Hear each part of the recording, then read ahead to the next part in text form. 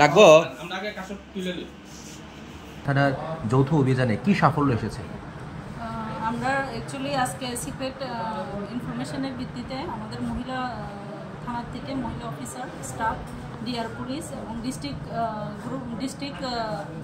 ডিস্ট্রিক্টের সিভিল ড্রেসের পার্টি একটা জায়গাতে রেড করার পরে এখানে বিপুল পরিমাণে বিলেতি মদ মজুত করা অবস্থায় পায়।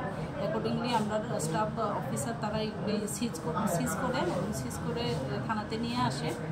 ডিউরিং রেড অ্যান্ড সার্চ আমাদের অফিসার এবং স্টাফ চেষ্টা করে যে লোকটাকে যার বাড়ির থেকে ইলিগাল ফরেন লিগালগুলি পেয়েছে ওনাকে অ্যারেস্ট করার জন্য চেষ্টা করে, কিন্তু উনি সেখান থেকে পালিয়ে যান। ওনার নামটা কি ম্যাডাম? ওনার নাম অমন দেববর্মা, বাড়ি গরঙ্গটিলা, মধ্যপাড়া। মানে আটক করা সম্ভব হয়নি? না, উনি পালিয়ে যান।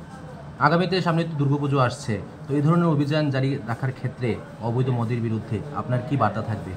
অবশ্যই আমরা এটা এর আগেও আমরা বলেছি যে আমাদের এই রেডগুলি কন্টিনিউ থাকবে। তো এখন আমরা আরও এফোর্টস নিচ্ছি। পাশাপাশি এটার কারণে আমাদের ডিস্ট্রিক্ট পুলিশের তরফ থেকেও এসপি সাহেবের